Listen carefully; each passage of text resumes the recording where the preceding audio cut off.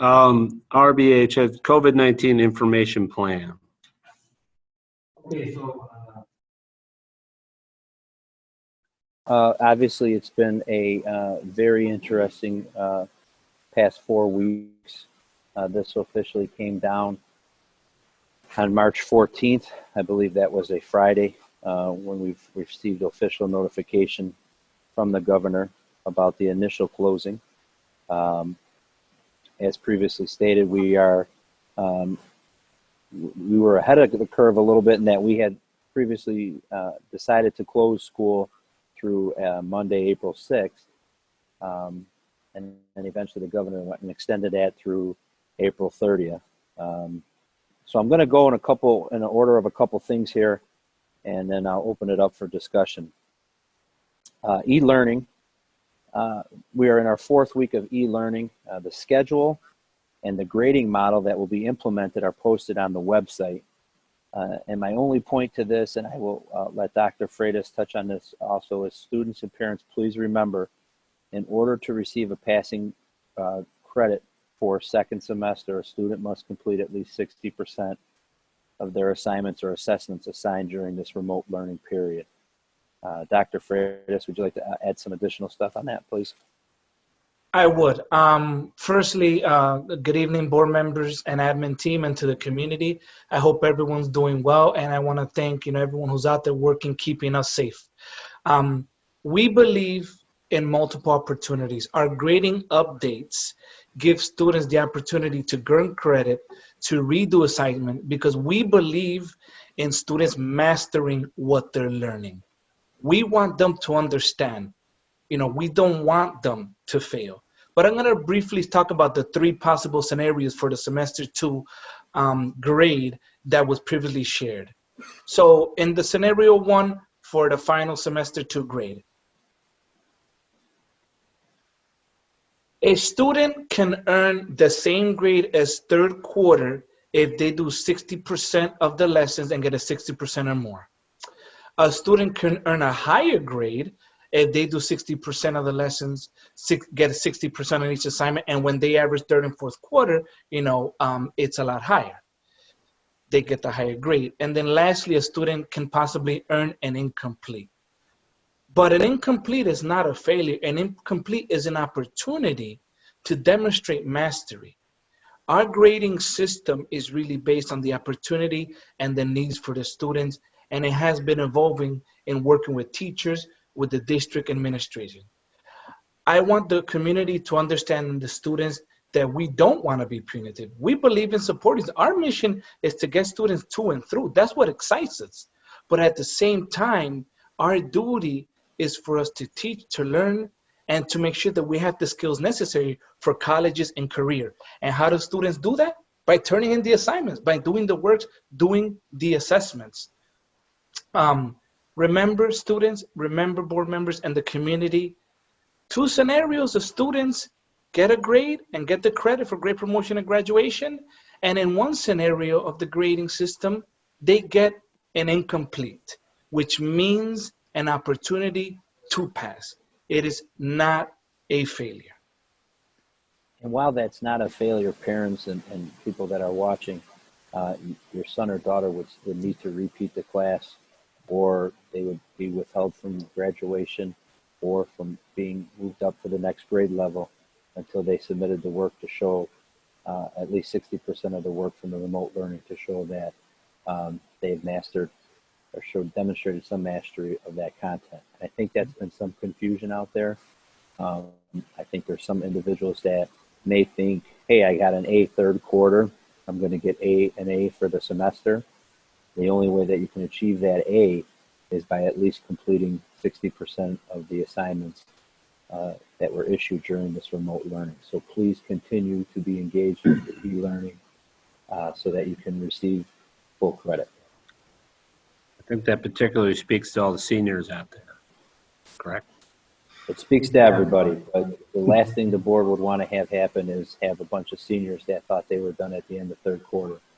So unless some additional guidance is issued by the state, I think it's important for everybody to please engage in the e-learning. And boss, I just wanted to quickly just add a final comment. Students, parents, if you're having any sort of difficulty in engaging, teachers via email, via Zoom, or having a hard time accessing the curriculum, guys, let us know. We are all working.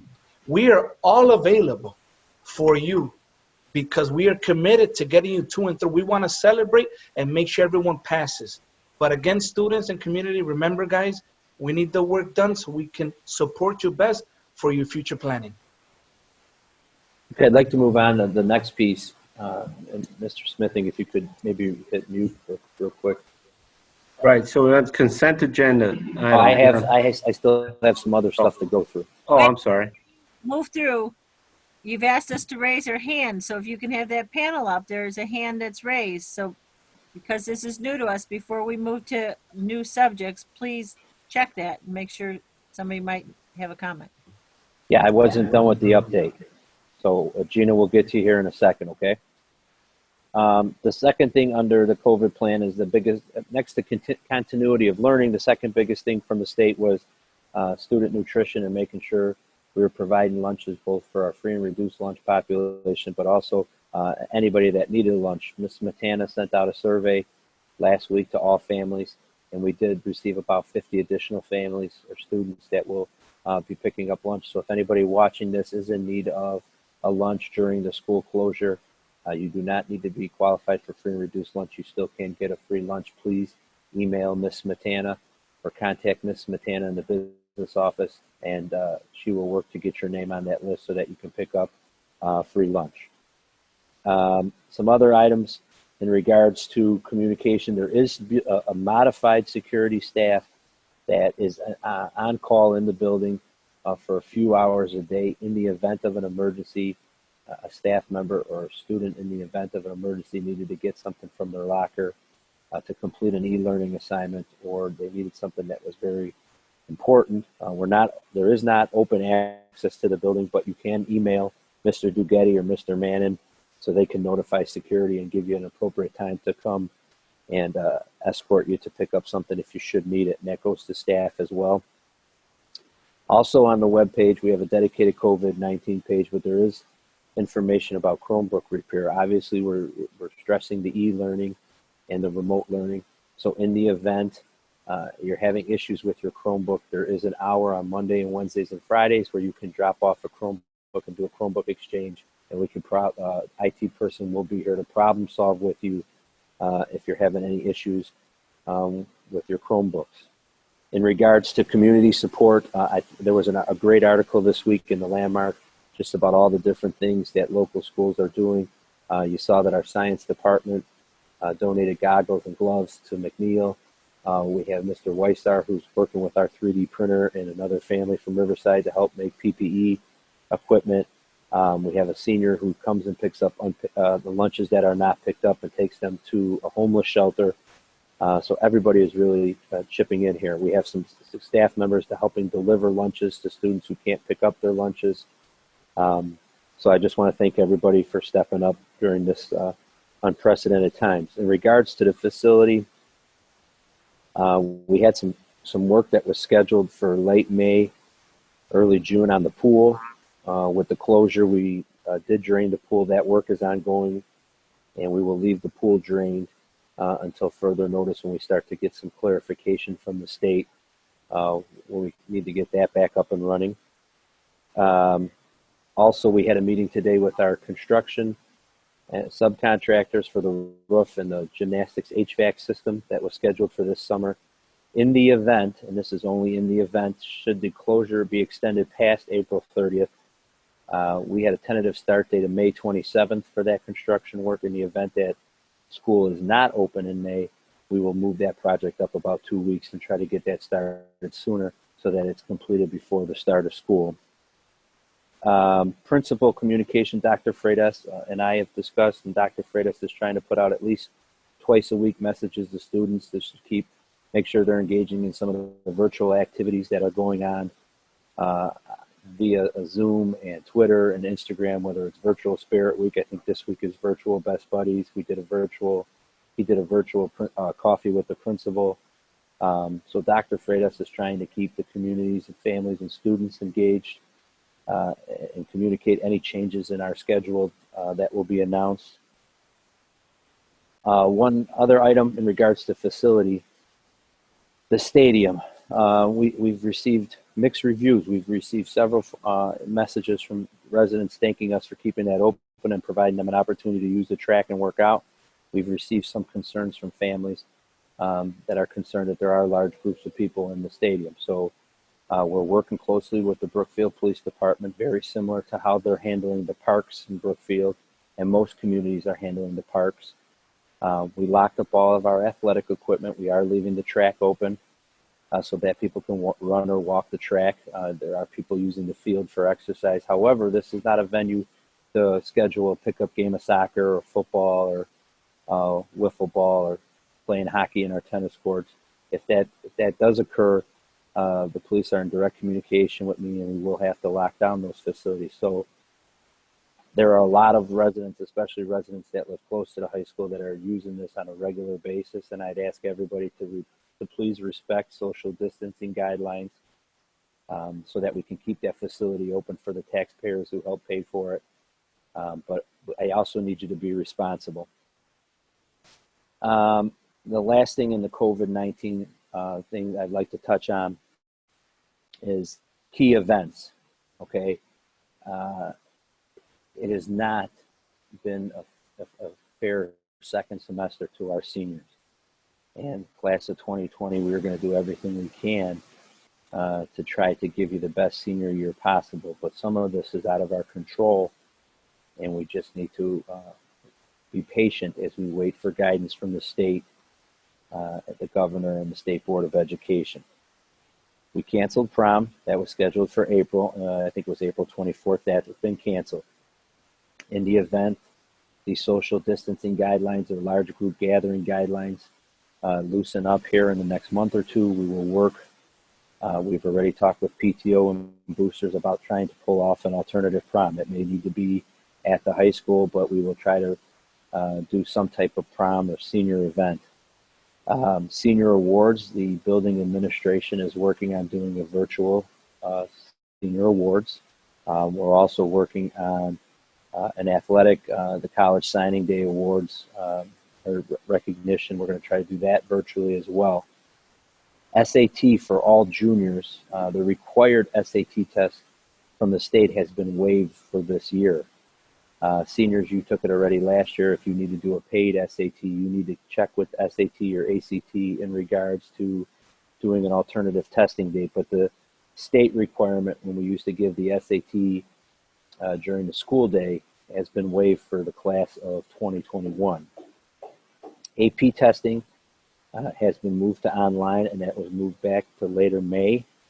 So please keep in contact with your AP teachers, and Mr. Helgeson has been sending out information. And then lastly, graduation. Again, we've received some emails from parents and families about the concern about graduation. I am doing multiple conference calls with superintendents throughout the state, as well as in West Cook, as well as just high school districts. So we are following a very similar plan to a lot of those districts. We are going to hold tight with our May 22nd graduation date. It's either Friday, May 22nd. Right now, we're going to hold tight on that and keep our fingers crossed that social distancing guidelines will be relaxed after April 30th. If they are not, we will look to schedule an alternative graduation date at some time in June. If the social distancing is not lifted by then, we will have to discuss as a board in the district at what point in time we would move to a virtual event. But again, all of this is fluid, and some of this is out of the individual school district's control. We are thinking about alternative dates. We are thinking about, in the event if we had to go to do a virtual graduation, but we are not releasing that information because it would be pointless to tell you, oh, we're changing the date of our graduation, and then the governor comes out with something different. So we're trying to do this in sync with the governor. So we should know, I would hope he will make a decision about the April 30th deadline. But that last week of April, that would give us 4 weeks to prepare should we have to keep the graduation at its current date. And if not, if we need to move it, that will give us more than enough time to schedule an alternative date. But we will not be releasing that until we get some further direction from the governor about the April 30th timeline. We are working on things behind the scenes. It's not that we're not paying attention to that, but we need to keep that in mind. We've received some questions about summer school. At this point in time, very similar to graduation, until we get some direction on social distancing in regards to those guidelines, we're not sure what summer school will look like. Will it be a virtual summer school or will it be an in-person summer school? So that's why we've delayed registration until we get closer to April 30th and we get some more clarification. That same thing will apply to summer camps. We have our summer camp brochure ready to go, but if social distancing is extended through the summer, then we will have to make a decision to probably not run summer camps. But at this point in time, we do not want to put the cart before the horse until we get some more direction from the state. I did receive one request. We are keeping our residency dates currently as scheduled. Those will be released shortly, and we'll begin to send out the online packets. And the first day of school. Someone had emailed me about what's the district doing for the first day of school. Again, we're keeping all that as scheduled and the approved calendar the board approved back in January. And we will take this 1 month at a time as we continue to get updates from the government and from the scientific data. So with that being said, I think we had 2 hands that were raised. I'd like to go to Gina first. If you want to unmute, Gina, and ask your question. Yeah, thank you. First, I would just like to thank all the admin, all the teachers, everybody at RB for doing everything that you guys are to keep kids engaged and learning. I know it is a monumental task, so I'd just like to thank everyone. Is there a plan or what's being done for those students that have not checked in at all? Great, that's a great question. So we're doing weekly department meetings, and actually before I came up here today, and Hector, if you want to chime in on this, you can as well, but the counselors have been meeting regularly, and today there was a Zoom between social workers, counselors, guidance, and we just got an email from Beth how we're going to start doing we're going to start a parent phone call bank and start calling parents directly whose kids haven't submitted any assignments. We're also involving the para educators to help us with that. We're going to start back up. We're going to do a virtual small teams, which is where we talk about any students who may be dealing with other issues. But the building administration has been on top of that. That's been a top priority of my meeting agenda. I meet with them every Monday morning via Zoom. And that's something that we talked even with our full faculty about last week at our first virtual faculty meeting about the importance of sending progress reports via Skyward like you normally would in a regular fourth quarter, so parents are aware, reaching out to parents if you haven't seen any students submit. We're asking teachers to do that as well as the counselors. Dr. Freitas, would you like to add to that? Yeah, and I just wanted to echo your sentiment, Dr. Skinkis.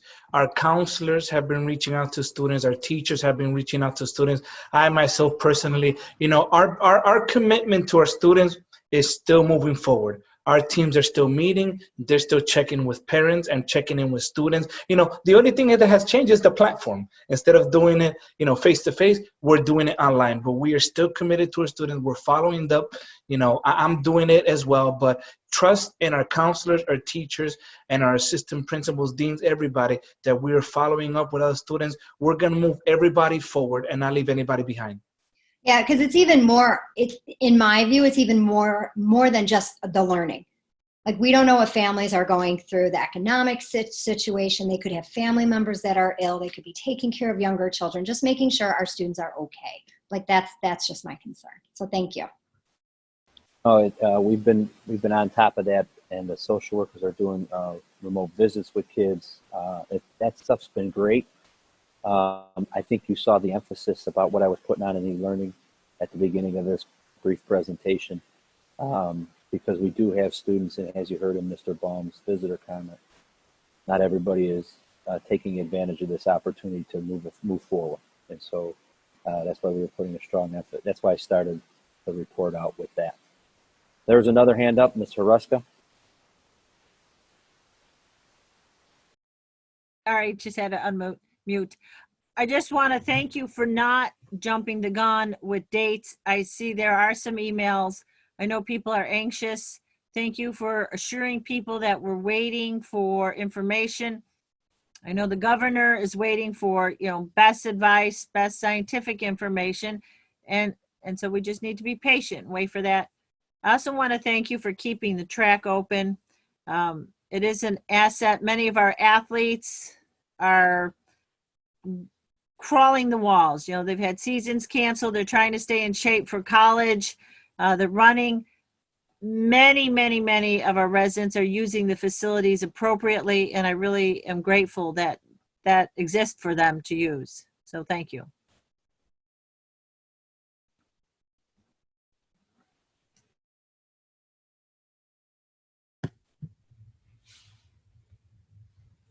Tom? Yes, thank you.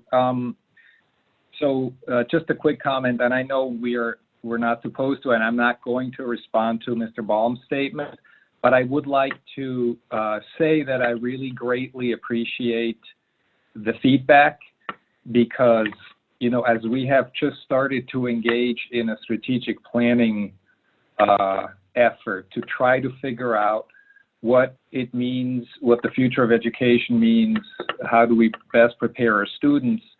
And, in a school setting, as in our high school, it's basically, we talk about how it's our job to prepare our our students for life. And all of a sudden that dress rehearsal, gets changed overnight. And we actually face a situation that is completely new to everyone.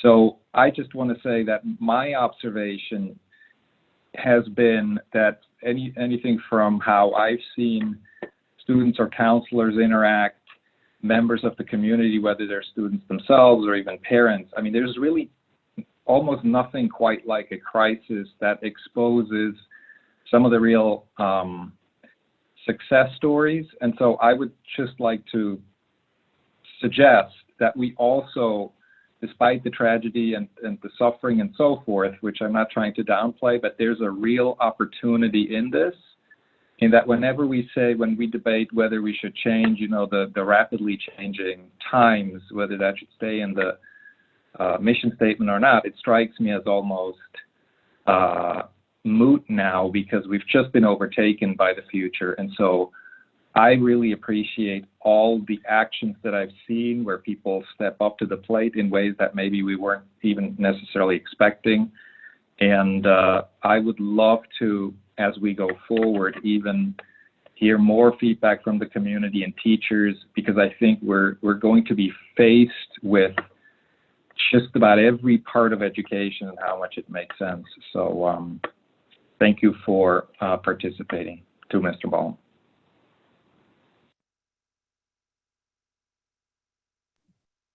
All right. Any further comments on the COVID-19 plan? I think that was pretty comprehensive. All right.